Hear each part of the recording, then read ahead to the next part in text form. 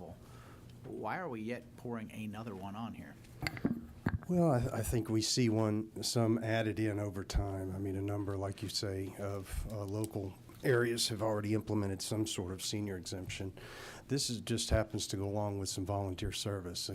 Some states call it a work-off program, and it's permissive, so they can decide to do that or decide not to do that. But it would give them the opportunity and let the seniors kind of weigh in and decide.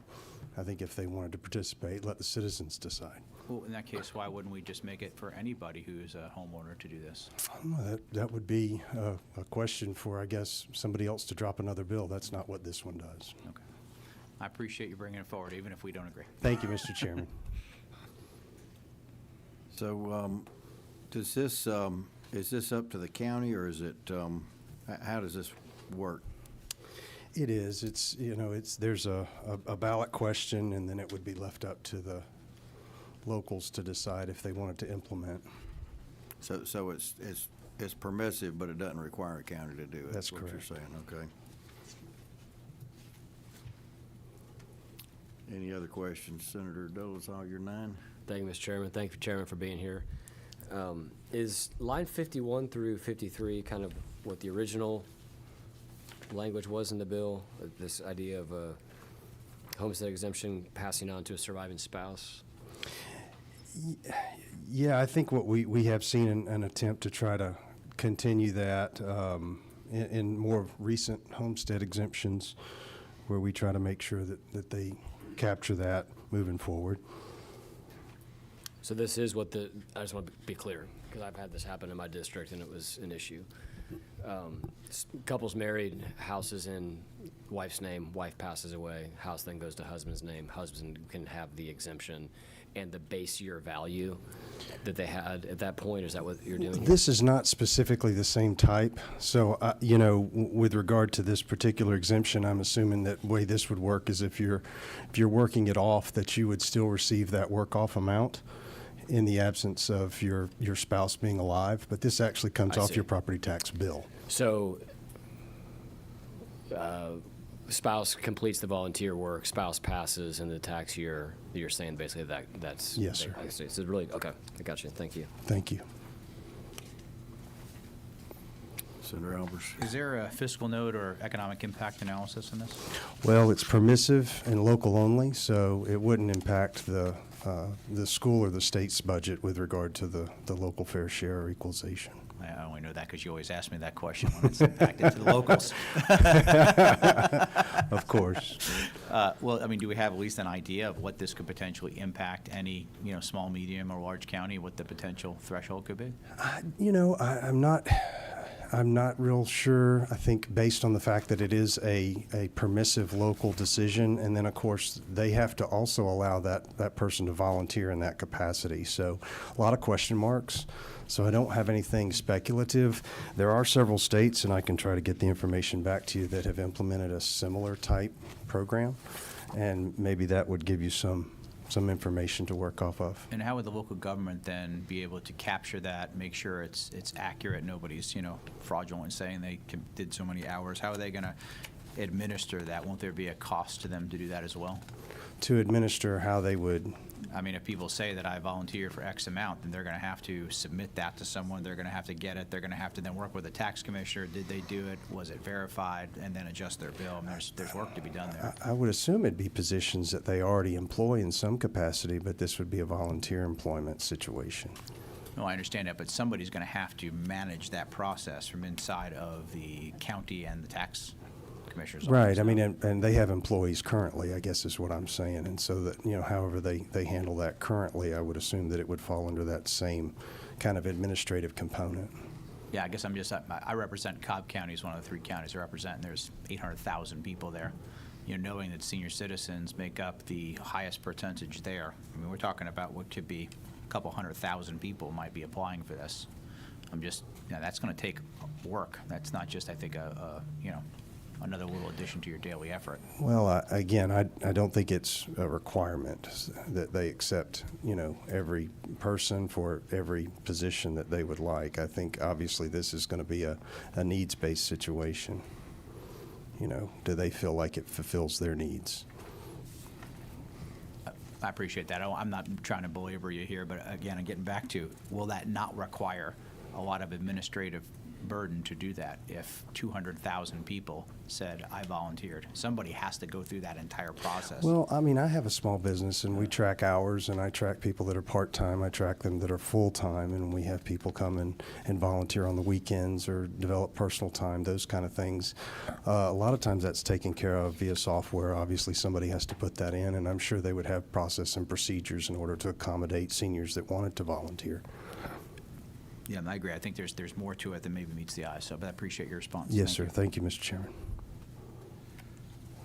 Yeah, if I was a county commissioner, which I'm glad I'm not anymore, I'm not sure I would do this, but did we have a question over here? Senator Dolazon? I have and Mr. Chairman, this may be better for Ledge Council. Walk me through what we're doing here as it relates to the ballot question. Is this required? Is this a constitutional amendment? It's not, but being that it's a homestead exemption, Okay. the constitutional amendment would be a resolution, but with this, Right. it's just a ballot question because it is a homestead exemption, so it does Okay. have to get approved by the voters. So this goes through as a normal bill, just requires a simple majority to pass each chamber? Yes, It's sir. not a- Yes, okay. sir. And again, this is, November of 2026, so, if there are questions or things that require some more input from us, I know we have some time. How many states did you say are doing this?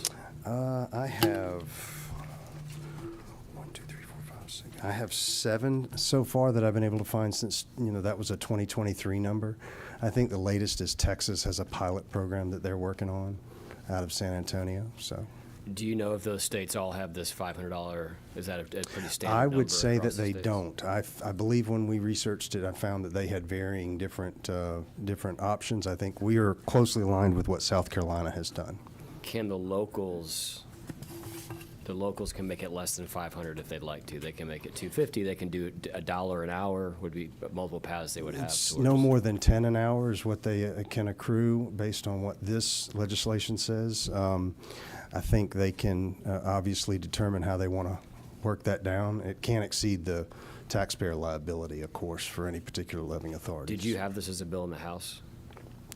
Sir? Did you have this as a bill? Because you basically gutted the original, stripped the original bill, correct? No, sir. This this is is the- as passed the House. Okay, then we're just going out of order then. That happens- That's my confusion, is your, Maybe the first one that hasn't happened well, with of you're, mine, but just to show you how much the chairman apparently respects you, you are last on the agenda but first to present. So that's part of the, that's part of the source of my confusion, because the actual first agenda item is also some sort of a homestead issue. So I thought you'd go grab this bill. Okay. I appreciate the courtesy he extended. I did request to go early, not necessarily first. Sure, he appreciates the same when he goes over your way, if you give that to him. Yeah, I'm hoping he can get through Henry County before it gets too bad. Anyway, Senator Estevez, you number what, 12 there? Go ahead. Thank you, Mr. Chairman. Mr. Chairman, so this is fully permissive, does not lock in counties and cities into anything in particular, up to $500 at their discretion if they want to pass it, right? So can you walk me through the policy consideration, the policy reasons behind this bill and making it a statewide issue? Were there counties asking for this? Just curious what the foundational reasoning is for it. Well, I mean, I don't know that I, would necessarily stack a bunch of stuff up, but you have anecdotal evidence where we hear from our seniors often that we are providing things that, may or may not apply specifically to seniors. But, at the same time, they have fixed income and, there are certain things that, I think they would obviously like to work towards. And this was specifically designed, I think, to provide some service. You may see, different volunteer type activities or different things that where county or city or schools may not actually, want to put somebody on the payroll, but they may see volunteer activity and a reduction in property tax as a win-win alternative for those seniors. So I don't know if that walks you through it, but, try to give you some sort of a basis there, thought process. All right. I guess use the same mic there.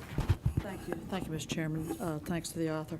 I wanted to just No, we've been joined by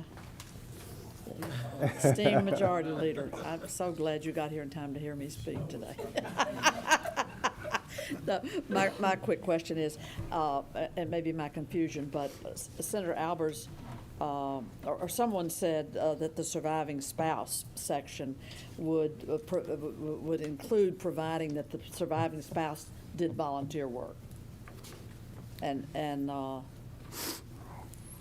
So where is that in here, or did I misunderstand, or did somebody misspeak? I think, Go ahead.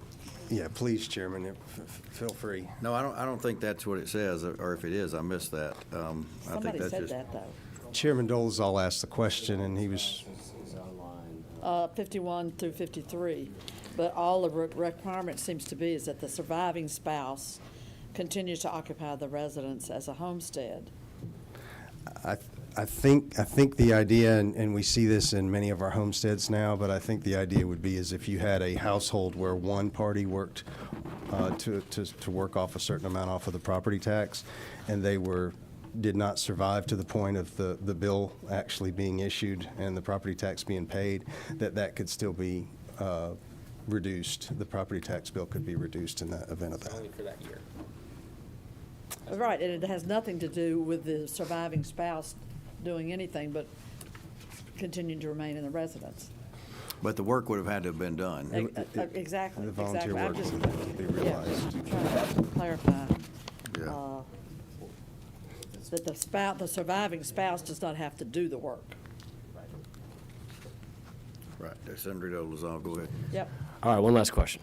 Yes, sir. Walk me, can I tell you, as I understand it, what you're doing here, maybe this will help all of us understand. You got a $400,000 house, fair market value. You're getting taxed at 40%, so you're getting taxed at 160. Are you changing this? You're applying a homestead exemption of $500 to the 160. Is that correct? So now I'm taxed on 159.5. Or are you saying that my tax bill is going to receive a $500 This credit? actually would apply to the tax bill, so it's a tax liability. So I could get up to $500 off of my tax liability for each levying authority that falls up under that county that were to approve it. We do have other measures that we're trying to take care of the surviving spouse overall. True.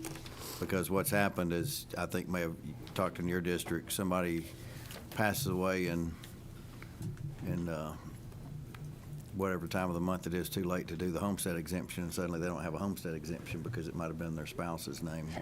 It's some relatively standard language, I think, that we're applying to homesteads, yes. I thought that homestead exemptions were a reduction from the taxable value, not from your actual tax bill. I mean, if you think about your floating homestead, that comes out before it's multiplied by the millage rate, right? Yeah, this one actually specifically addresses the tax liability.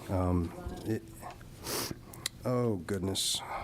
Let's see, I don't know that I underlined it. I was going through this earlier. Tax owed on 43 and 44. And then the definition under ad valorem taxes. Yeah, but that's not, I mean, the context of 43 and 44 is basically saying that that's saying basically a bracket. The tax owed. You're per- essentially applying a tax credit, I think what you want to do is apply a tax credit, but everything I'm reading reads this as an exemption, which would be taken off of the taxable value before you multiply it by the millage And rate. then in 3, the hourly credit for voluntary work, which shall not exceed $10 per hour. I can certainly qualify that if you I just don't know, find yes, it, counsel, but I don't know that this actually, as I'm reading it at least, think it does something fundamentally different from what you're. So you're thinking on line 54, it should say homestead credit or tax credit? I'm reading the lines you are, 4344, maximum dollar amount for the available exemption. sorry, what's your number 3? Item number 3 is, Okay. are you, Chairman Dolezal, you're reading line 43, the maximum dollar amount of the available exemption, which I'm thinking is an exemption from the taxable value, can't exceed $500. Right, and I'm also looking at 84 and 85, which speaks to a homestead exemption, and we know how that works, and that's not a credit to against taxes owed.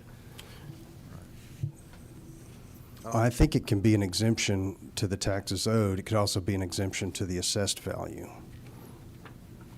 And I think I'm getting a nod from Ledge Council over there, so. All right, and I we think it can- works both ways. We can certainly research this if it were to pass in rules and tweak the language if Ledge Council thinks we need to, I guess. That fair enough? I think the language is okay. She thinks it's okay as it is, okay? All right, any other questions from the committee?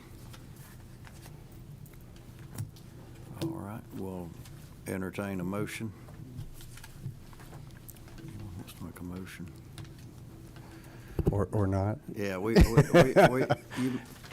you may have to get offline and. Okay, we've got a motion and a second then. Okay, any other discussion? Okay, all in favor, raise your hand. All right, we've only got 3, those opposed. All right, motion fails on that. Okay. Is there more questions? And Make a motion, we make a motion to table so this doesn't die.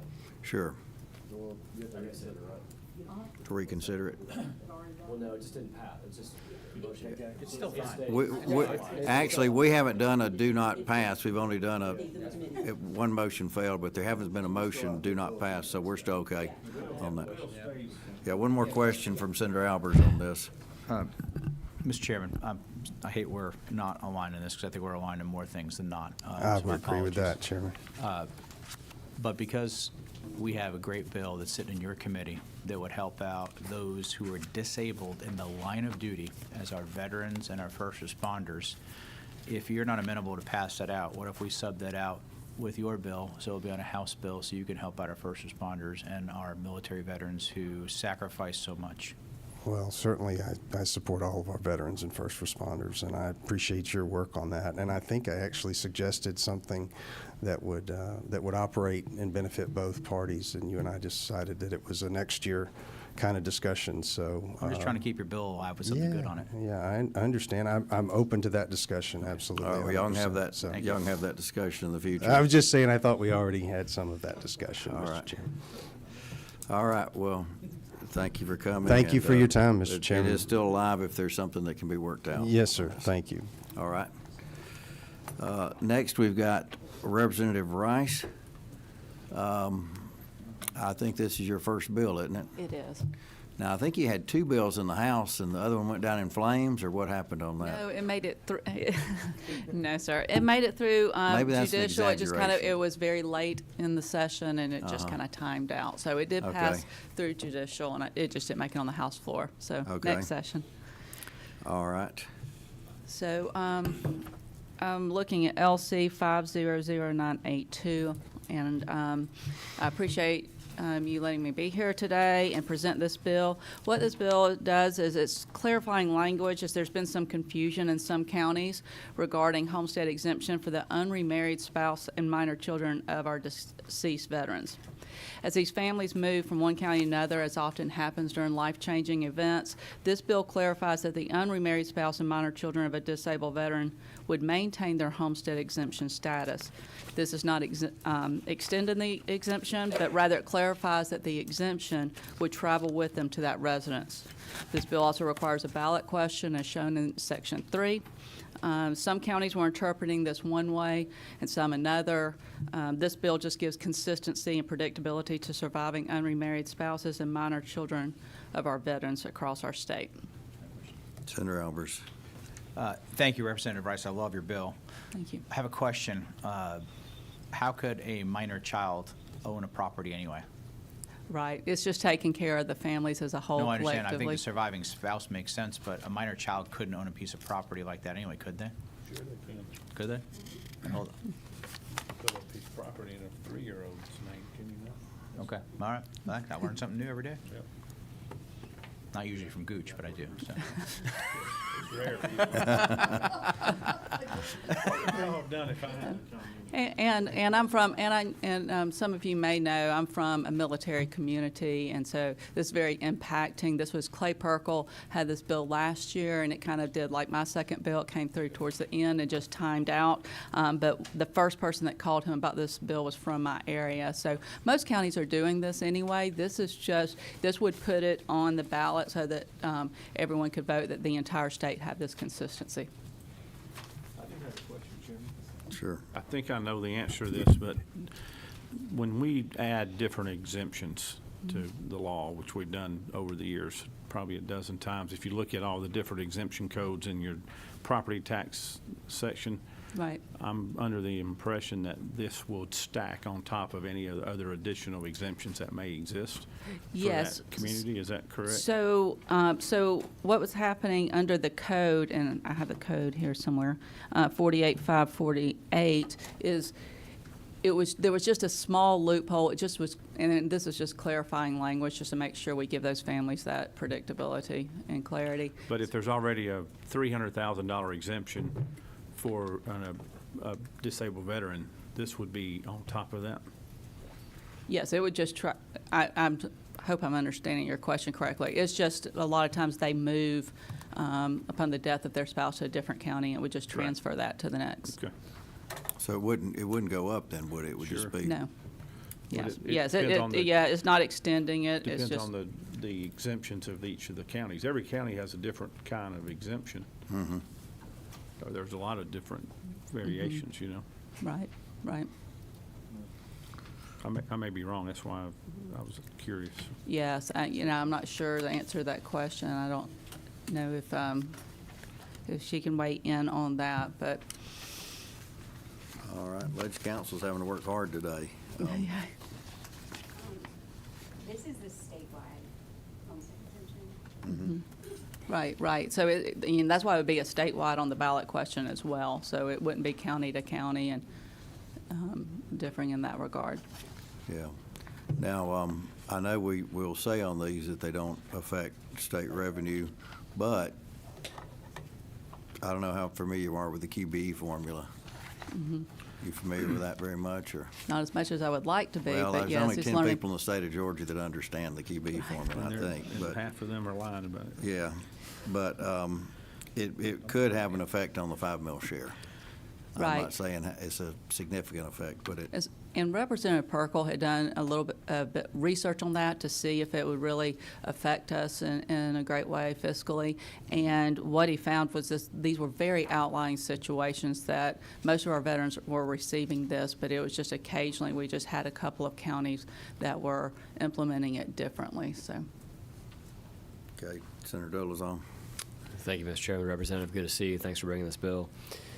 I thought I knew what this did, and then I read it again, and I'm seeing this concept of a new homestead on line 55 and 56. Right now, if a disabled veteran passes and his spouse and children remain in the home, do they keep their homestead exemption? That's correct. So what you were doing is you were making it such that they move, and in perpetuity, the value of the old homestead follows that unmarried spouse potentially for the rest of their life, regardless of where they live in the state. Is that correct? That is correct. So it travels with them. So if they keep the former home where they live, it applies to where their residency is. I didn't follow what you. So where they live, it would follow them. So if they move from the home that they lived in before he or she, the spouse, passed, just within the county, it would transfer in that way. Would it transfer outside the county as well? Yes.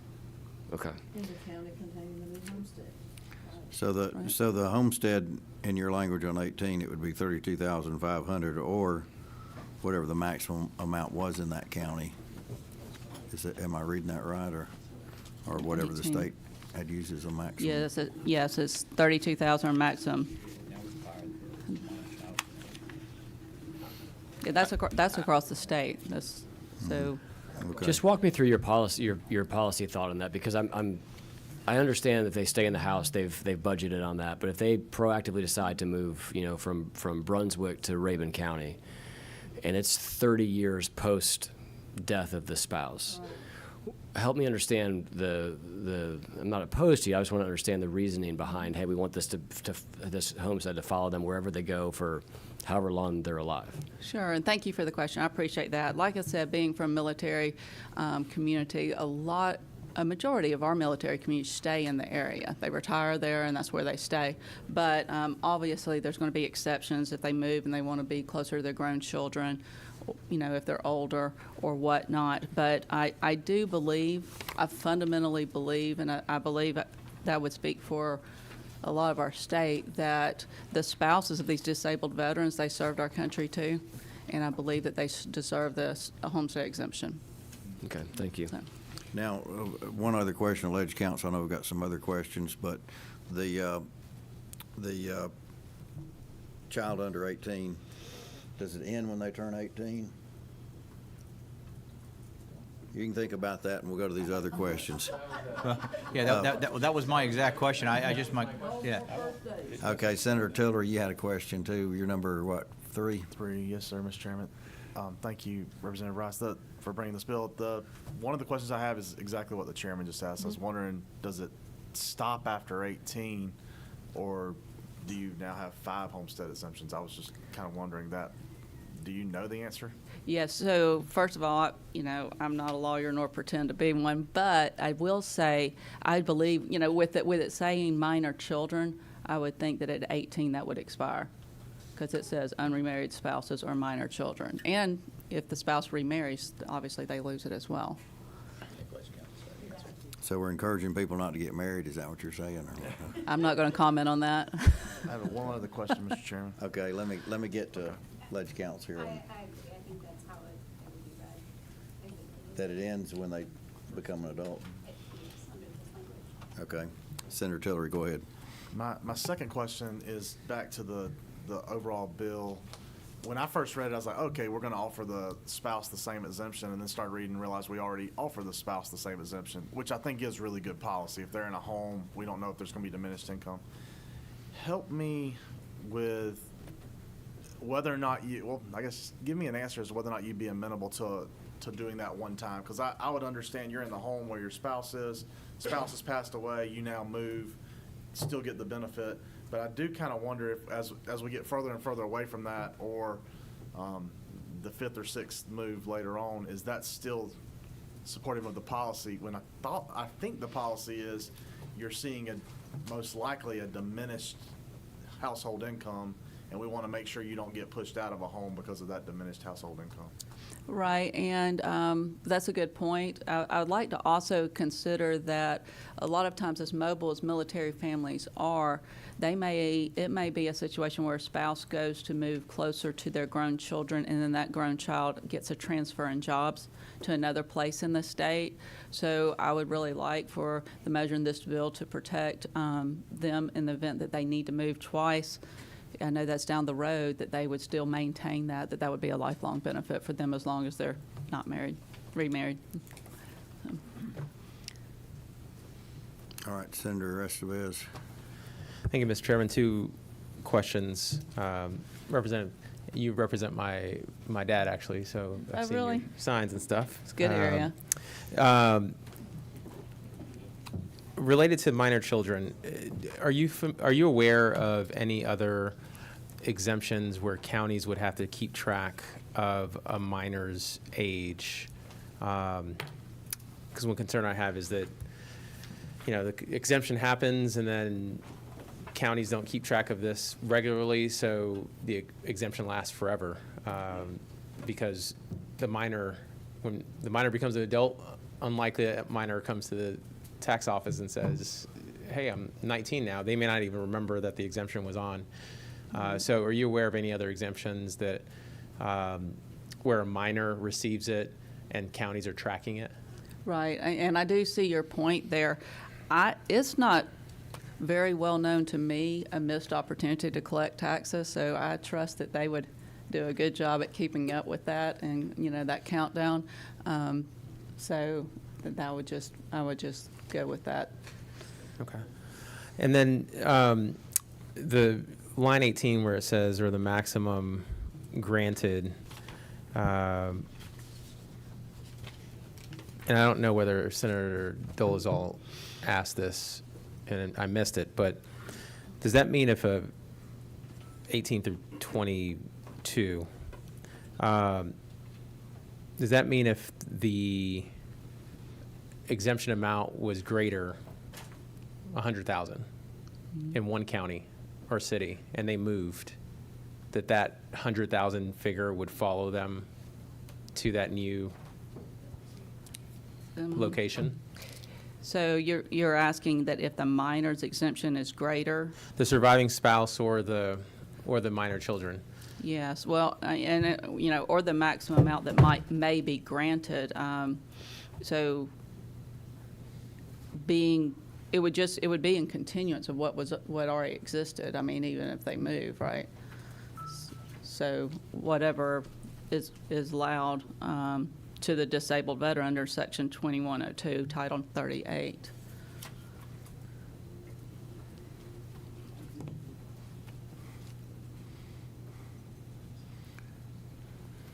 Okay.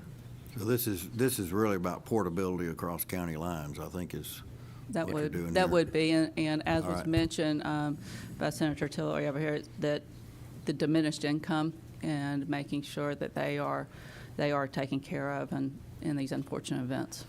All right.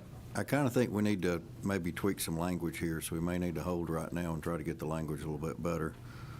Because while I'm hearing an interpretation from Ledge Council, it goes to 159 counties, and we won't be around, so we may need to work on this language a little bit in a couple areas and try to do this again. We've got at least one more meeting, maybe two, Okay. Wednesday and Friday, so just in the interest of trying to go through the agenda today, there's a lot of questions on it.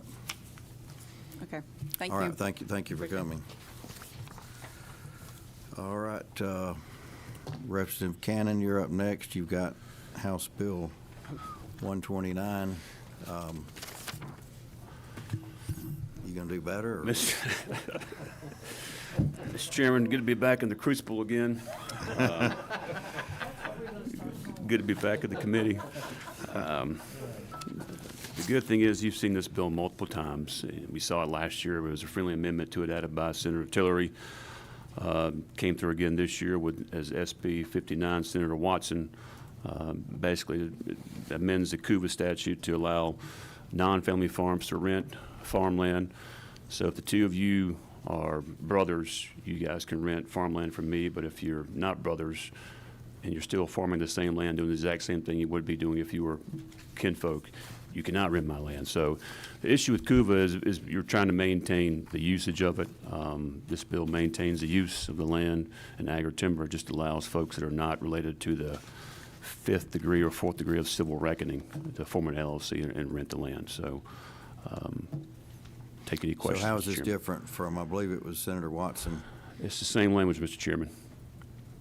Okay. Any questions? Ready for a motion, I think. Make a motion, do pass to restore faith in House members of the Senate finance.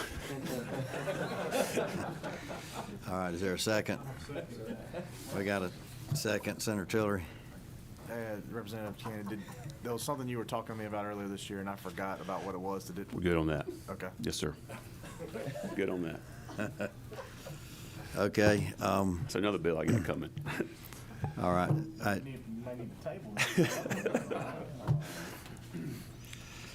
Well, it's a pleasure of the committee here. We've seen this exact bill with Senator Sam Watson and passed it out. So all in favor, raise your hand. All right. Looks like it's unanimous. All right. Thank you, Mr. Chairman. Who's your Senate sponsor? Senator Watson. I would guess that. Okay. Thank you, Mr. Chairman. All right, thanks. All right. We'll go on to, let's go on the calendar here. House Bill 186.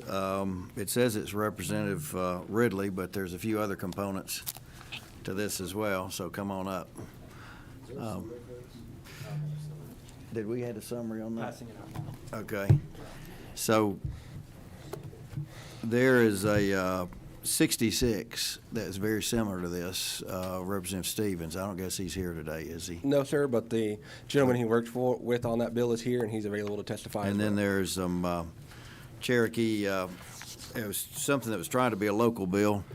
I think Senator Alberts could probably explain that one, couldn't you? And then there's one line there for Senator Hodges. So there's 4 different components to this bill. Christmas tree. Yeah. So, and hopefully Senator Albers and Senator Beach like the Cherokee part since they represent the county, so hopefully that won't be too difficult. All right, so go ahead and present, I guess maybe the first part, and then our Senator Stevens representative, whatever, on that part, if they want to come up. Yeah, come on up, if you would, Elmer. I'll open that mic up there, too.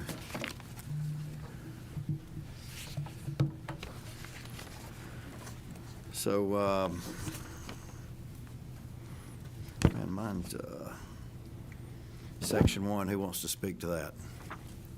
Section 1 is the AHOS provision. That's the Cherokee County requested. Currently in Georgia, we have the homestead optional sales tax, and then we have two modified versions, one for DeKalb and one for Rockdale. Cherokee wanted to create their own. After the delegation met, each member had different input. Senator Albert, Senator Beach, Chairwoman Ballinger from the House. So we created the AHOS, the alternate host, this third subcategory to bring everybody together in Cherokee County to create a homestead optional sales tax. Yeah, and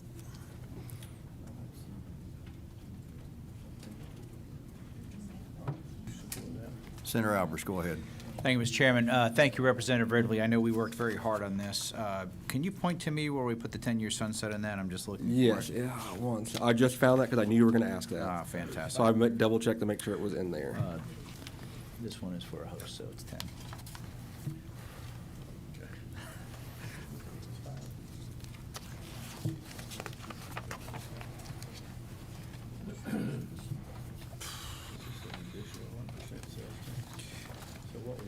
This will, so for everybody else to understand, this is going to offset the county version of property taxes. And in most cases, it's going to eliminate their property taxes by having the additional 1% sales tax, which I know, which is a wonderful, fair tax policy. Sir? How does it differ from the optional loss last year as part of 581? Good question. I do not know off the top of my head. Is it?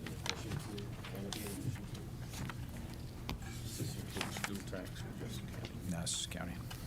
Okay, did you find the 10-year in it? I'm still trying to find it. I've seen that earlier, but I hope it didn't get deleted in See, this version. I look through this and I don't see it.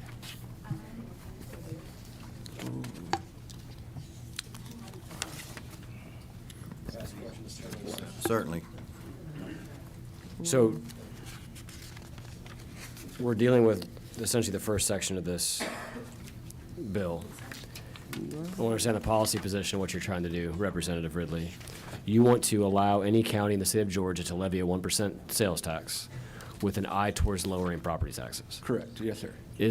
And how does that differ from the FLOST, which we put in place as part of House Bill 581 last year? Because So I thought that's exactly what that did. Currently we have the host, the lost, and the floss, and they're all slightly different from each other. I'm not a tax expert, so I can't tell you what the difference between the three is, but this one is different from all three, and it's created the alternate host, the subcategory of the host, because all three have that intention. So Well, it the is- FLOST is not the intent. I mean, the FLOST by statute has to be used to lower property taxes. And Does this have to be used to lower? 75% of the funding has to lower property tax, roll back property taxes, and then 25% can be used for, up to 25% can be used for capital projects. Okay. So some places have a T-splost, so it's kind of like merging the two together. So 75% goes to rollback property tax, 25%, up to 25% is for capital projects. There's some statutory max on all these little penny taxes, right? Yes, sir. What is that? As in like the total they can receive, or? Yeah, so what I'm getting at is could a municipality pull the lever on whatever you're calling this, the what'd you call it? The A-host, alternate A-host. homestead? Okay, so can they pull the lever on the A-host and pull the lever on the FLOST? No, they can only have one or the other. Okay. So this would be an alternative to the FLOST, host, and FLOST, lost. whereas 100% of FLOST goes towards rollback. You're doing a 75-25 Yes, sir. split here. What would this replace in Cherokee County? We don't have anything. We're still at a 6% sales tax. We Okay. don't have a host, a floss, or a loss in Cherokee. Okay. What would this replace in other counties besides Cherokee that are at 7, or that would otherwise be at the They could county? replace their host, lost, or floss with it. Okay. So lost, gosh, this is confusing. So lost local option sales tax and I guess what can that be used for? So a loss is also used to roll back property taxes. There's a breakup between the cities and the counties, and that's, Okay. I'm not an expert, my That's county where the doesn't fight have comes it. in for that And one. I represent Cobb County too, and they don't have one either, so 157 counties have it, and of course I represent the two that don't have either. Okay. So I'm not an expert on any of it, but the loss rolls back, but there's an argument on how the cities and counties break up the money. On the host, it's an 80-20 currently. That's why we're creating the A-host at the 75-20. 80/20 of what? To roll back property taxes and 20% up for capital projects. So we were moving it to 75-25 in the A-host, and then you have the floss like you talked about. So it would be able to replace any of those three. So either to you or maybe even to Chairman Albers, what's the impetus for this? What are y'all dealing with there that drove you to come up with this new one? Two things. One is, rather than doing a T-Splost or other things up there and having a whole penny and a whole penny, this allowed it to be a lesser. We get to give that burden off of the homeowners because we've got a lot of tourism that comes to Cherokee County. So that helps the homeowners more, increase sales tax, but they can take that 0.25 to do some of the larger capital projects. They don't need to have multiple taxes. It was a way to not get into 6 cents became 7, 8, 9. It's really to consolidate it. But it sounds like it's only a 5% difference of the split between the hosts. So what, he said it was 80/20, you're going to a 75/25. What's the? Just that was the preference of Okay. everybody working together. There is, by the way, a sunset in here. We didn't see it. It's on line 77. It will terminate 10 years after the date. I thought I'd seen it in there, but I wasn't finding it right now. You can certainly extend it. Yeah, You have to Senator put it back Tillery. up for a referendum again, and I told them, and that was my point to the county, is I trust the county commissions there today. They're doing a great job, but we don't know who's going to be there in 10 years from now. So this is a 10-year lost instead of 5 years. All right, Senator Tillery, you got the floor. Thank you, Mr. Chairman. Thank you, Representative Ridley. Did I hear you say, right, you can't do a floss and do the A-host? Correct. So if you did not opt out of House Bill 581, then you couldn't do A-host. Am I correct then? Because 581 has the floss So, optional. again, I'm not sure. So, Here, okay, and not trying to put you on the spot on that, but what I want to make sure we're not doing is offering another opportunity for folks to do a flossed when they opted out of 581, which the whole purpose of 581 was to try to hold down property taxes. so this is for the county M&O, not the school board. But they both were going to be able to apply for the floss. Yeah, Would have applied to the both, Cherokee School Board, or the Cherokee Commission did not opt out of 581. but the school board did. The school board did. So it still lets the commission get the floss even though the school board opted out. It's not exactly like the floss. It's more like the host, which they can do the host now anyway. Well, the floss they can get, if the city and the counties have to not opt out, the school can opt out, and actually they can get They it. still can get, that's right, you're right. Yeah. With 581, if the school opts out, the county and city can still do the floss. So they don't want to do the floss, they want to take some of the money and spend it, Correct. is So then what the you're only saying? difference that I see is, help me out with this, the only difference I see then is the floss, they have to roll 100% of the proceeds back on property tax, whereas in the A-host, they only have to roll 80% back on So it. in the host, they have to do 80. This A-host would be 75. So even And- less than. So part of the emphasis on that is, like Senator Albert said, you don't have like a T-Splost or anything in Cherokee. And also so in the host, 100%, the first amount goes to residential, and any remaining goes to commercial. And when they did the breakdown in Cherokee, 75% would still eliminate the county M&O for all residential, and then give them that little bit of extra. It wouldn't benefit the commercial as much, that 5% would come out of their rollback, but it would help by the county's gonna use the money on infrastructure in the county, updating the roads and improving them, which were One more far question. behind. Has Cherokee County voted on a T-Splost before, From my understanding, yes, and it failed? correct. So the way to buy the voters into voting for it this time is 75% of it will go to their property tax abatement? We haven't done one in over a decade. We also did the host over a decade ago as well, and it failed. When last time those things were voted in, I wasn't even old enough to vote, and now I'm here, so. That's fair. Let me take a break from this and get, Dante, will you go up to the podium here? Let me ask you a couple of questions from ACCG. on this. So go through the floss, the host, and the A-host, we call this now? Okay. Yeah. So we'll start with the flossed. So the floss passed under House Bill 581. The prerequisites in order to levy that flossed, the county needs to have a floating homestead exemption or freeze, and every city within that county that levies a property tax also needs to have a floating homestead exemption or freeze. If the local governments want to put that flossed forward, they need to get an intergovernmental agreement between the county and a city or cities representing more than 50% of the municipal population in those cities that levy a property tax. And 100% goes to property tax relief. Right, and the way that works is whatever is collected in floss collections for the year before gets converted to a millage equivalent, and your annual rollback rate is further reduced, so that amount gets subtracted from your annual rollback. And then if that local government doesn't roll all the way back, they need to advertise it as a tax increase. Okay, so then the host, how many counties have a host? How many can do a host? So I believe it's 2 counties that have it now, just DeKalb and Rockdale. And then there's a restriction in law that you can't have a host in a county that has a lost. Lost is in over 150 counties. So it's very few. I think Cherokee, Cobb, and I think Gwinnett don't have a lost. But this A-host wouldn't be restricted, would it? No, I'd have to take another look at the bill, but my understanding is that you wouldn't be able to do it in any county that has a lost or one of those existing hosts. So I think it would only be applying in Cobb and Cherokee, like Representative Ridley's district encompasses, and then maybe Gwinnett County. Okay. Ledge Council, is that your understanding of it? Or you need a minute to look at that? Okay. I don't, the one thing I don't want is that we give people an opt-out to opt out and then still do the floss, basically, and then on top of that, to spend the money. Right. So of the counties that I mentioned, Cobb, Cherokee, and Gwinnett all have a freeze that was in place before 581. So the freeze is more beneficial to the residents than the float. But with this, but you're saying this couldn't go to any other county, this A-host? That's my understanding. Yes, sir. Okay. I guess I'd want to verify. May I answer that? Yeah, because there's a restriction in law against a county having both a lost and a host. And since most counties have a lost, they couldn't implement a host unless the lost were to expire. So they'd have to give up their lost and then put a host to referendum after that. So the only 2 counties that, So there are only 2 counties that don't do this? 3, Cobb, Cherokee, and Gwinnett. So this specifically would apply to those 3 counties, could potentially apply to those 3 counties?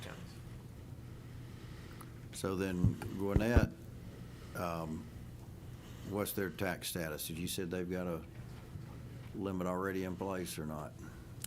A limit on what? Because they opted out, didn't they, Gwinnett? Gwinnett opted out because they have a freeze. So with a freeze, they didn't have to opt out. They just did it for fun, I guess. I don't know. In Gwinnett's case, the freeze, I think, applies across the board to all their different levies. So if they did not opt out, then they'd have to track both values, but the freeze would always control. I don't know why you track both values. You know which one's the better one. I mean, that. It's a legal requirement that Yeah. the assessor's office would have to track both, then always apply the local freeze instead of the House Bill 581 float. All right, Senator Tillery, go ahead. Sorry for all these questions, but Dante, thank you for being here. I think we already went through the discussion about how floss and the A-host may give an incentive for a government to want the A-host instead, because then they could potentially use it for projects that weren't rolling back property taxes. But you brought up an interesting point. You said it only applies to 3 counties. And that's because those 3 counties do not have a lost. However, lost expires every 10 years, correct? It does unless there is an updated agreement between the county and the cities. So why, if I'm a county or a city with a money grab mentality, would I not then let my lost expire past an A-host, because I don't then have to roll back that entire penny to my citizens like I currently am doing? So, multi-part answer. If the local government wanted to do that, letting the lost expires politically unpopular. It's continued in perpetuity since its inception decades ago. Also, the host is not shared with the cities like the Lost is, so there'd certainly be a lot of pushback from the municipalities and the municipal residents. Plus, there'd also be some lag time between the Lost expiring and then getting the host on the ballot, and then getting the host implemented, and then having the tax relief from that host apply. So I think it could be about a year or two lag time, probably closer to 2 years, where the residents are receiving no benefit. I don't see a provision that says you can't put the host on the ballot while, instead of the Lost, so you could run them in tandem, they just can't collect at the same time. I think there might be preclusion in law where you're not allowed to put that host to referendum if you have the loss. The loss needs to expire and come off the books first. That's my understanding. All right, well, we've got some work for Ledge Council on this first section of the bill. So we're going to wait on that, but let's go through the rest of it if we can. I don't think that's the right one. That's the one I got from Ledge Council.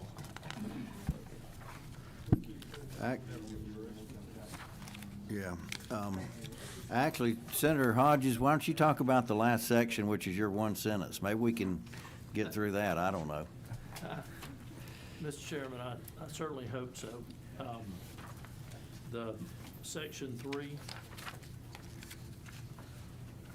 all we're attempting to do here is to add air service product expansion at air carrier airports to the permissive use of hotel and motel tax proceeds. Glenn County is in the midst of local legislation to increase their hotel motel tax, and they'd love to spend some money on getting additional air carrier service to the Brunswick Airport and using some of these proceeds. As a matter of fact, they planned on doing that, and then somebody reviewed the law and found that air carrier, air service product expansion was not a Get the mic a little closer to you. Sorry. I was getting texts from people at home that can't hear you, so. Can we start Oh. over?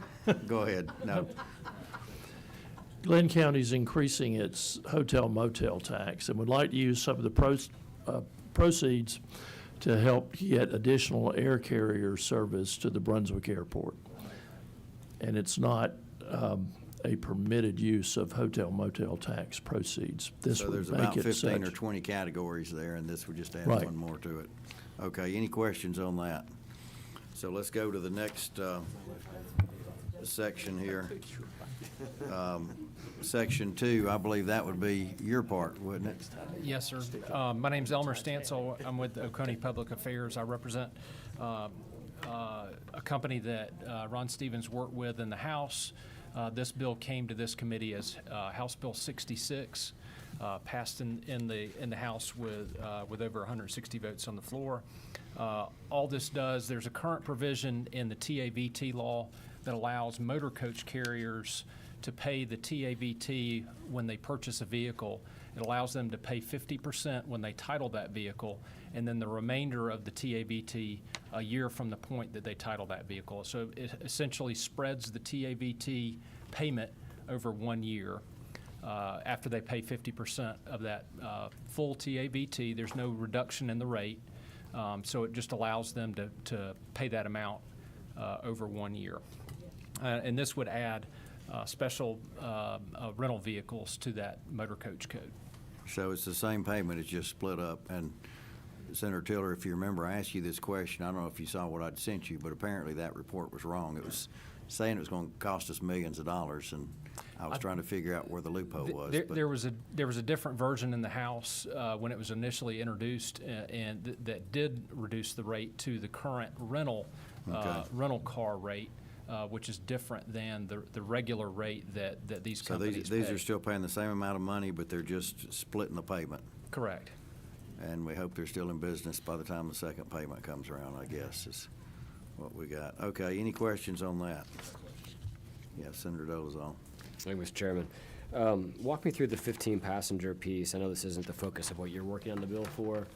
I'm assuming the reason this is a policy position is because you'll, in the case of like a motor coach, and I lived on these for a decade, you buy the shell, then you build it out, right? So, well. Right. So you buy the shell, you do a $500,000 build out on it. I assume the TAVT is then assessed at the value post improvement. Yes. When the vehicle is titled, so when you go to title that vehicle, a value is assessed to that vehicle. I'm just curious where the 15-passenger piece comes in, because most of the overnight music business buses are not that many. That is, that on my version, it's on line 319. 322 for us, but yeah, Okay. yeah. That is current, that is language that's in current law of how for-hire charter motor coaches are defined.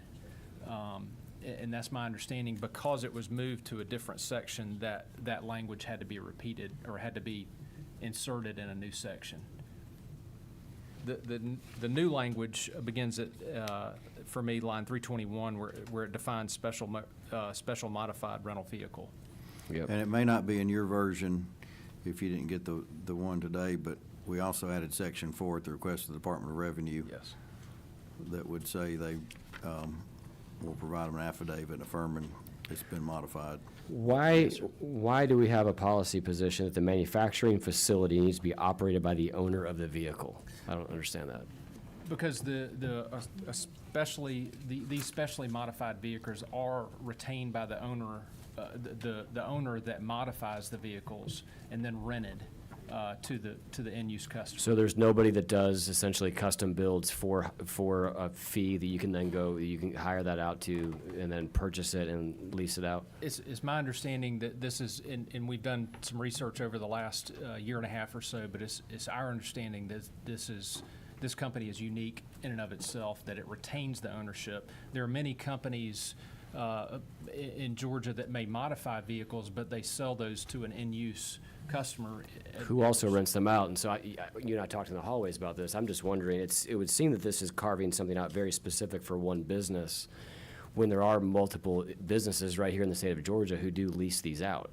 And so I just don't quite understand the policy position. If somebody's going to go buy a shell and wants to have another company do a build out, why they would be in a position where they have to pay all their TAVT, but one company who just happens to do it all in-house would get a special provision in the code. Can you help me understand that? It's the operation of this business is to retain the ownership because they modify this vehicle, and in order to fit in this definition of specially modified vehicle, the owner of that vehicle has to be the one that modifies it. Well, that's how you're writing it, but I'm just concerned that you're writing it such that it's for one business and it may exclude other people that are your competitors that do the exact same kind of business, but just have somebody else build the vehicle for them. We're not aware of any other company that modifies them in this way for this special purpose, because they are so specialized for the industry that they rent to. Describe these vehicles for the committee. Film production. It's a company that modifies vehicles for the film production industry. Okay, to be used as what? These are trailers for talent? Camera trucks, catering trucks, craft services trucks that have specialized components of the build-out of the vehicle that are specifically used for the movie industry. And I mentioned one in the hallways that I happen to know of that's not your client. I'll name it to you privately. I don't want to call them out, but I don't know how they get theirs or how they procure those. They're a massive company. I'm just concerned that, I love the policy position in general, but if we're going to do it, I don't know why we're doing it for somebody who may use a third party to build. And they modify and manufacture those here in the state? I don't know. I know that they lease them here in the state, and that they've been in business here. These companies would have to be manufactured here in the state. Understood. I just don't understand why we'd ever have that ownership provision. Because line 325 has nothing to do with manufacturing in the state. It has to do with the ownership structure. Essentially, that the buyer is also the manufacturer. Go ahead, Senator Tillery. Thank you. Section 2 brings up a lot of questions for me. So you're striking in line 301, you strike, and it's written in a way that's even hard for me to understand. You're in code section 48-5C-1. You're going to repeal subparagraph B, 1 of subparagraph B, and that relates to subparagraph 1 of paragraph, let's see here. By revising subparagraph B of paragraph 1, it relates, I think, to used motor vehicle purchases when they're not purchased from a used or new car dealer. So why are we repealing that on this thing? The TAVT is relates to those two things. There's two bills that were put together. That part, the 0.25%, is that what you're talking about, or? Well, in B1, I'm trying to go through, I mean, B1's really long, Mr. Chairman. I don't want to read it right now unless you want me to. It's about 12 lines. It talks about pulling back the TAVT on new and used car dealers, on used motor vehicles purchased from a person other than a new or used car dealer. And that gets struck entirely on 309, kind of, I won't say quietly, but it might pass you if you're not paying attention to it. And then the other part that shows up in B is we take the TAVT completely off the 0.25% if someone dies who's related to you and you're then inheriting their car. That's in paragraph B, but I don't see how that has anything, that shows up on our lines 301 to 319, but the striking of subparagraph B, paragraph 1 does not show up at all on our lines. It only shows up in that line 309. So I'm just trying to figure out what you have to have the whole code. Yeah, yeah. Well, we've got to do some work on this. There were two different parts. One was the family member. That was actually House Bill 66, which we put in here with it. The other is House Bill 186, which eliminated the death tax on automobiles for immediate family members. So they're both literally like the same paragraph. So I think that's part of the. That's 311 to 319. I get that part. I've had to deal with that in the States before, but I don't understand then why I'm striking paragraph 1, subparagraph B, 7.1, unless I'm missing something else here in 48-5C-1. I wonder. All right. Maybe I'm missing it. You tell me. Yeah, Senator Cowser. I think I must be late to the party. Who's the business? Is it a secret? Can we know who's this for? BI Productions, they're a company in Madison, Georgia.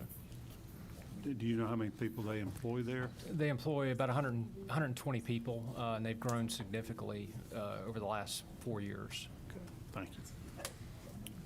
All right, well, this one, we probably need to be done with it for today.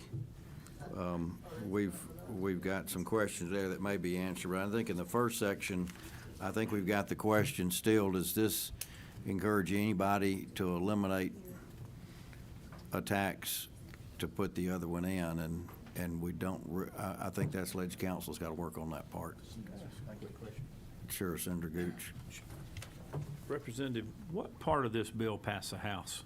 Can you tell us?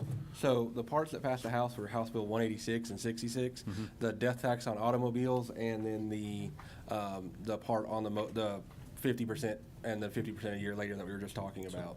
So those are the two that passed the House. So what didn't pass the House? Senator Hodges, because he's not a House member. Okay. And then the AHOS provision, there was, Chairwoman Ballinger dropped the bill. There was misunderstanding that because it's only a subcategory of host, that it was going to be a local bill only. So when it was dropped, she thought she was dropping local legislation, and then come to find out that it needed to be a general bill and then also do local legislation on top of it. So that part was added in that first section. So now that it's a general bill, I think we're wanting to make sure there aren't unintended consequences to other counties. So that's the part we've got to work off. Yes, sir. Work off session on. All right. Well, we need to stop on this at this point, I think, and we'll try to take this back up. I told the committee we were doing the easier ones earlier, and now we're down to a few of them that aren't so easy. Thank you. Thank you, Mr. Chairman. Thank you. All right, we've got, actually, this one, the one we've got, well, Representative Anderson, yeah, we've got House B 297. Seems like I've been here all day, I don't know.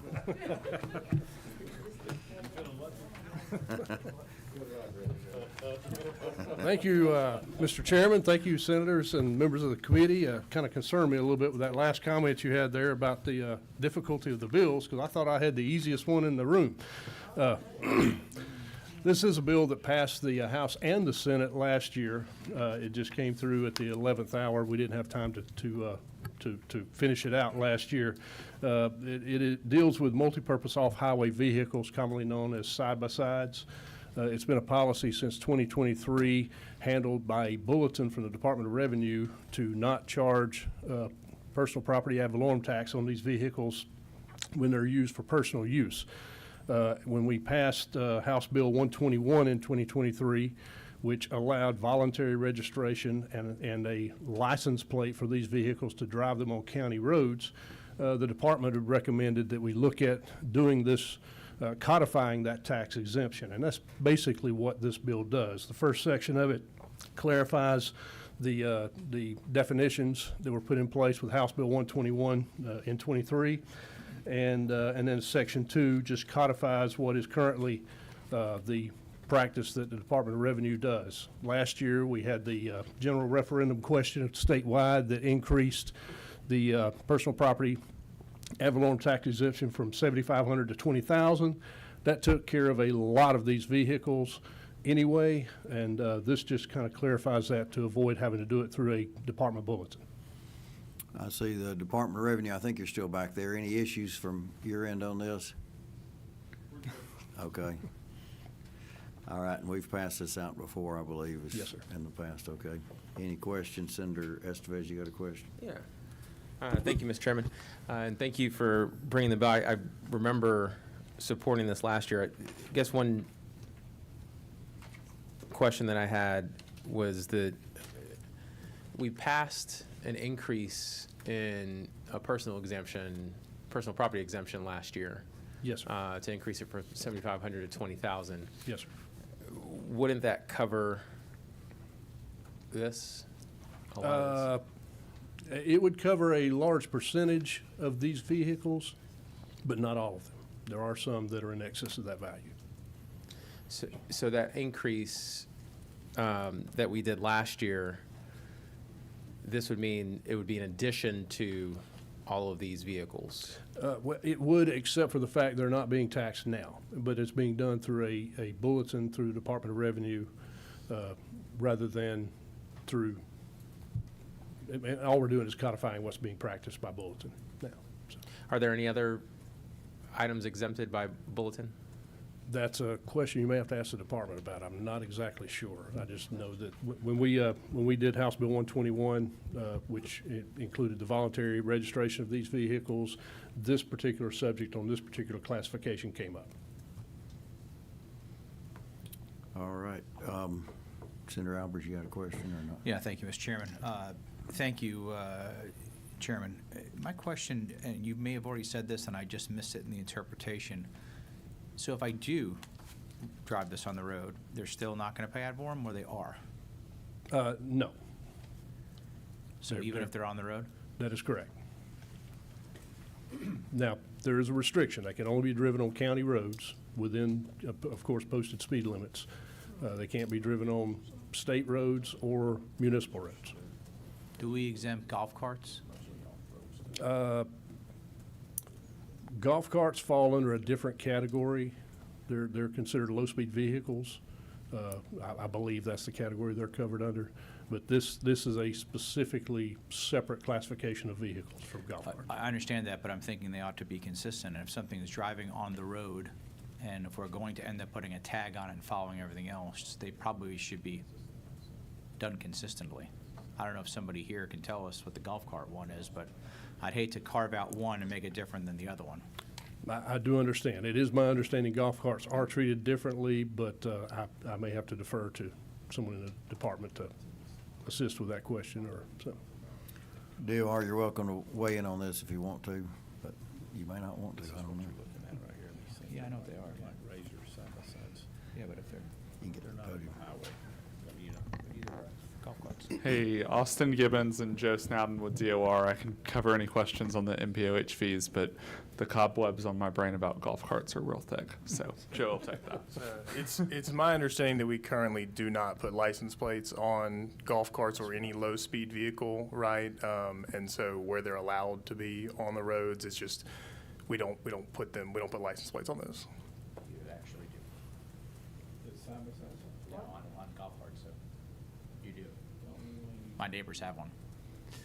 So- Okay, then my understanding is a misunderstanding. Yeah, so if they've got all the safety things and they want to drive on the roads and they have to have something there designate to go on the roads, I think we need to get this answer to make sure we're consistent. All right, well, there's more stuff we have to have answered. Senator Tillery. Thank you. Thank you, Mr. Chairman. I don't know if this question's for you, Representative Anderson, or for DOR, but isn't the question basically, are you going to pay sales tax or pay TABT? They're not paying sales tax and TABT, are they?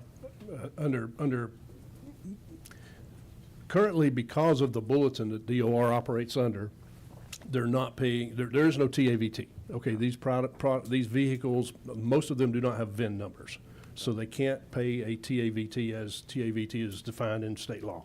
The question then becomes, do you pay an annual ad valorem tax plus the sales tax you paid initially on the vehicle, which is comparable to the, exactly, yes. And that is, currently, these vehicles are taxed in most cases for personal use through sales tax. However, the department, through bulletin, is not charging an annual ad valorem tax on them. And all we're doing is trying to codify that. Making sure I understand it right. The question Yes, is, sir. do you pay a sales tax and an annual property tax, ad valorem tax? Exactly, yes, Or do you pay a one-time TABT? In this case, we're saying that, these, most of these vehicles are purchased and sales tax is paid on those vehicles, so. So you're paying a one-time sales tax. Yes, Now, sir. do they have tags on them? So these have tags, but they're not titled. So there would be no TAVT. Really, the question comes down to birthday tax, essentially, was the colloquial term. And the department's determination has always been that if it's for use within the home, if it's for personal use and not business use, these would not be returned to taxation. That was our reading of the law prior to House Bill 121 and our reading of the law now as well. So really, this bill would be necessary if business use were to be exempted, but personal use under existing law is covered. So, but they did pay a sales tax just like somebody buying a car at one point? Correct. Okay. So then And they just have, what, a $30 tag fee every year, or? Yes. Okay. That, just as a point of clarification, Mr. Chairman, that the vehicles are not automatically tagged. That is a voluntary, the owner of the vehicle can choose to opt into that, to have their vehicle registered and tagged. Most of these vehicles are not tagged. Okay. So they're operating on our county and city roads, but not necessarily a tag on. Only if they have a tag are they allowed to operate on the county roads only, not on city roads and not on state highways. Okay. Do you, what number are you, 5?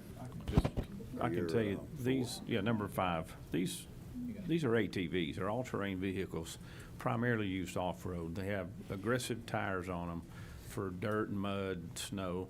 You may see a few from time to time on a secondary county road, but it's rare to see one for long because the tires are going to wear out from them. So they're truly not different in a lot of ways than your four-wheelers that we all grew up on as a kid. They've just gotten more aggressive and a lot more powerful. You go to these places like Durham Town and Iron Mountain, you see people bringing these big trailers and these big rigs in. They cost $30,000, $40,000, and they're just toys for the most part for grown-ups. So you just won't see them in Roswell or Alpharetta. But you come up to my part of the world or down where he lives, people love them. It's keeping people off the streets, so it's good stuff. You have one in Atlanta? They call that street racing. So I was going to say, one of the street racers, yeah. I've seen you down the street. It won't go as fast as that Hellcat, though. All right. Well, I guess this is the will of the committee at this point. I'm going to do pass. We got a motion, a second. Any further discussion? All in favor, raise your hand. All right, looks like you carried and you survived today, unlike some of your others, so. Thank you very much. Yeah. You got a Senate sponsor? Yes, sir, Senator Hatchett is going to carry this for you. Okay. Yeah, he's probably got one or two of these up there.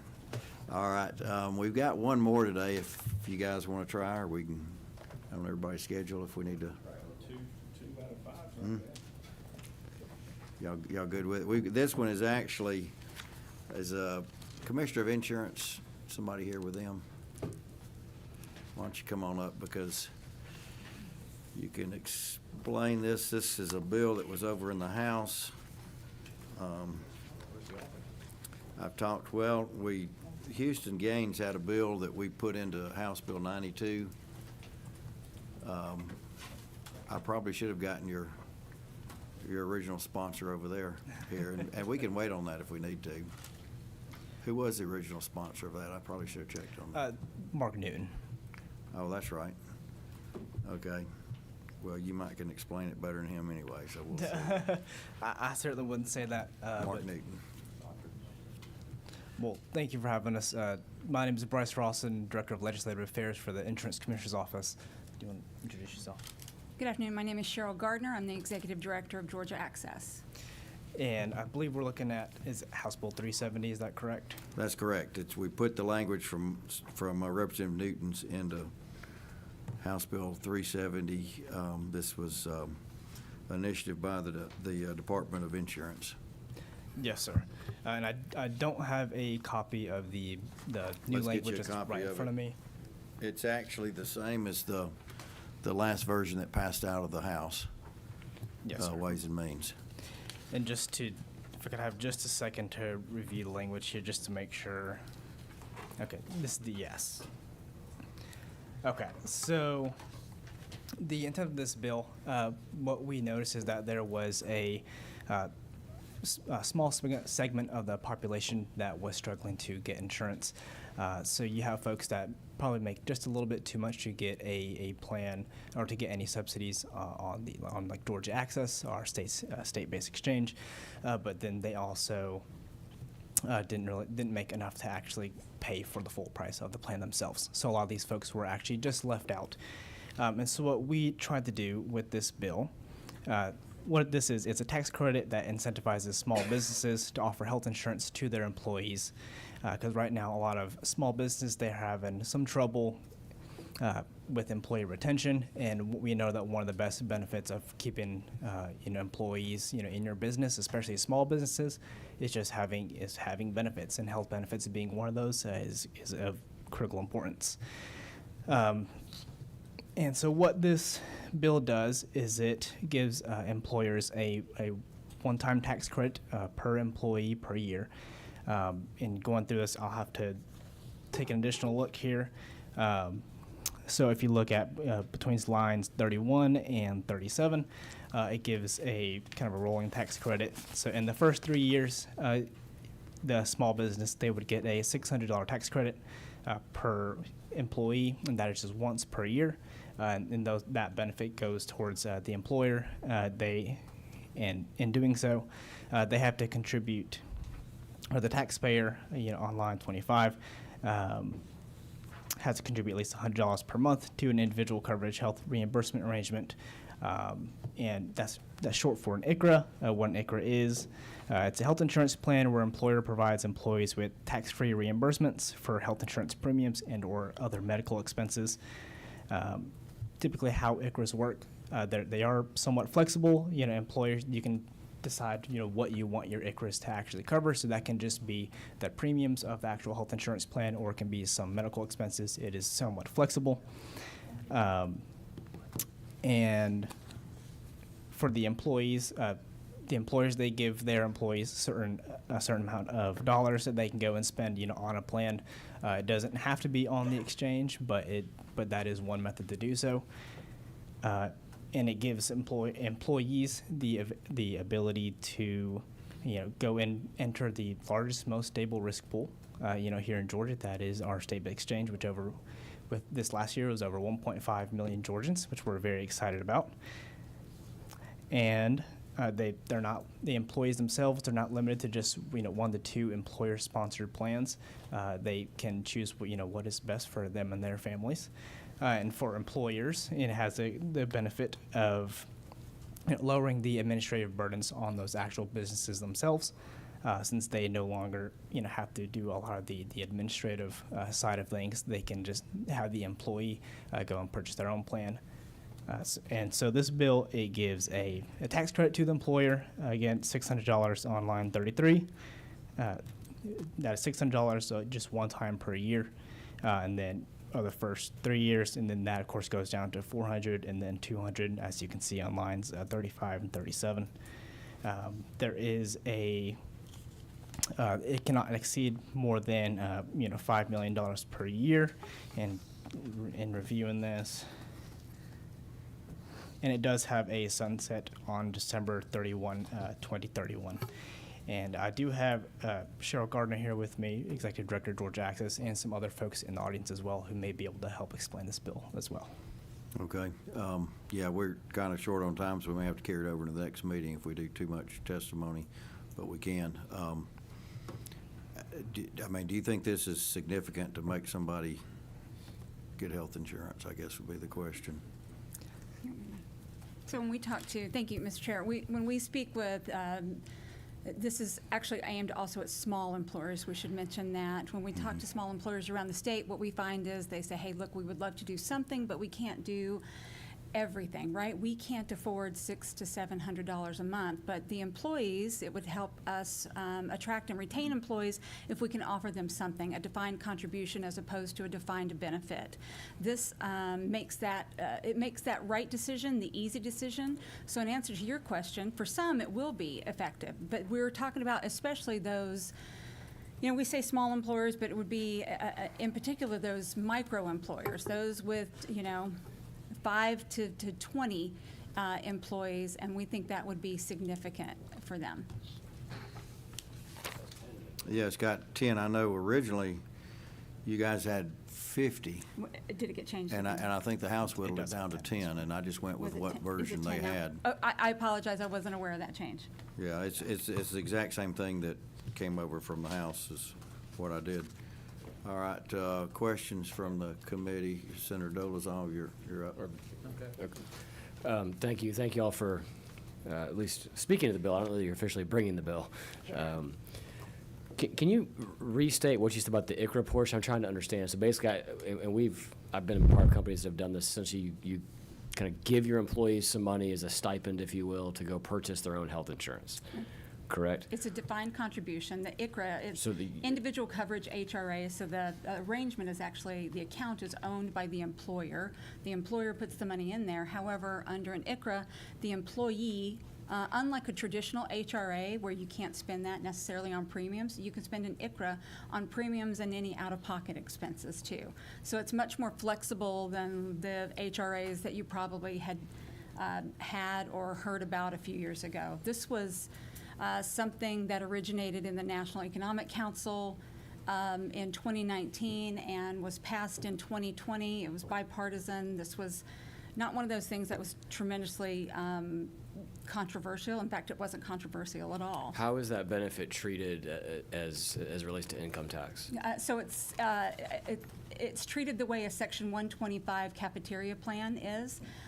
So they can, there are ways that the state actually, and this is not part of this bill, but the state could help them do this pre-tax. Otherwise, they can get taxes back, or they could get a refund at the end of the year, just like with any other health expenses if it exceeds a certain dollar So amount. currently, there's a path to providing that as a pre-tax benefit, very similar to if you just bought health insurance for them. There is. Most employers don't do it right now, but there is a path. How do they do it? That's an accounting question, and I don't know the answer to that.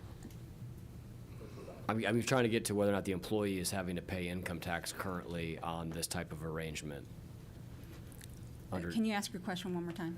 If I get $300 a month from my employer and I'm receiving an ICRA benefit, do I pay income tax on that $300? You can claim it at the end of the year where you don't have to pay income tax on it, or the employer can arrange for that to be put into your ICRA pre-tax so that you never even pay upfront tax on it. Senator Tillery maybe was the next on that. Go ahead. Thank you, Mr. Chairman. So right now, if with the ICRA plans, I know they're relatively new, make a lot of sense. Employer puts money up, employee can use that to go purchase their own insurance, whether on the Georgia Access or otherwise. Help me understand this, does the employer, I know the employer would get that as a deduction now, that would be a deductible business expense, correct?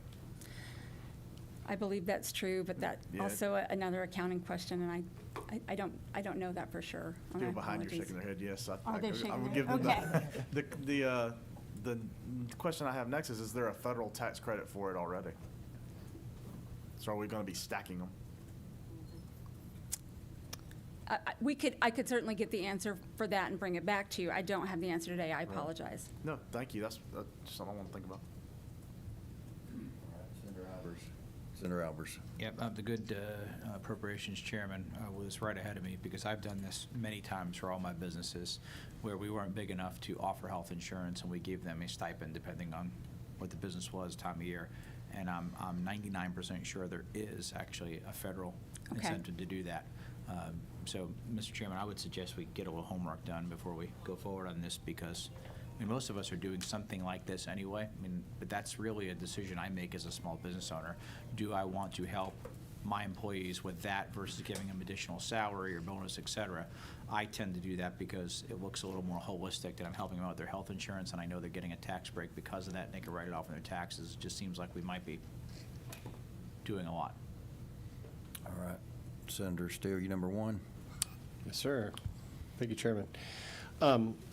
Looking at the bottom of the analysis document, it looks like this was a really contentious vote, split bipartisan, and didn't pass by much of a margin. Do you know what the opposition was, and like what were the major concerns?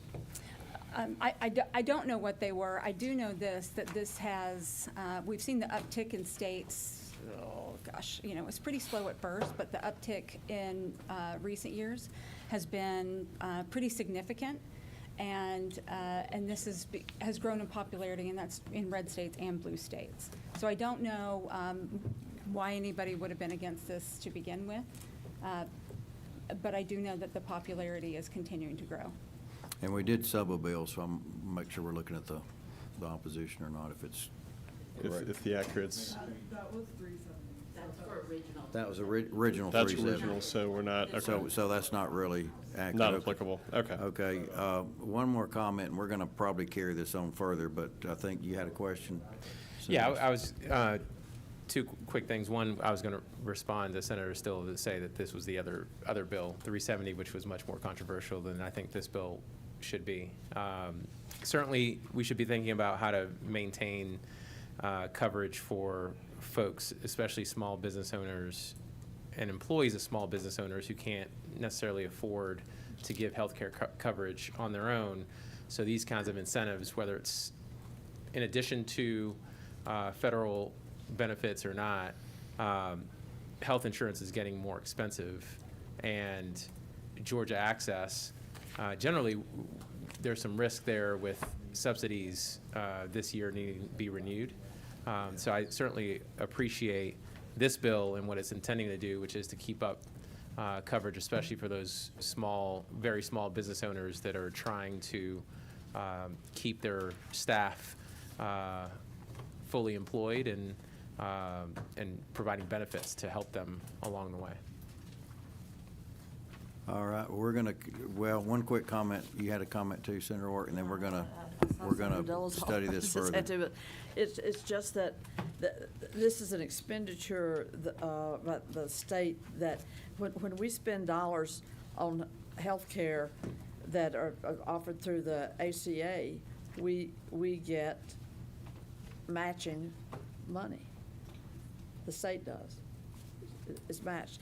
I mean, this totally, there's no federal dollars that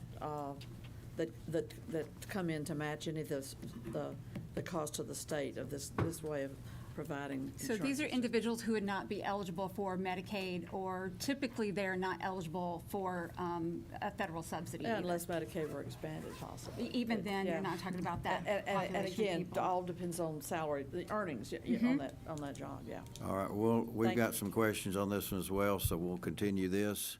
Those are all the items for today. Meeting adjourned.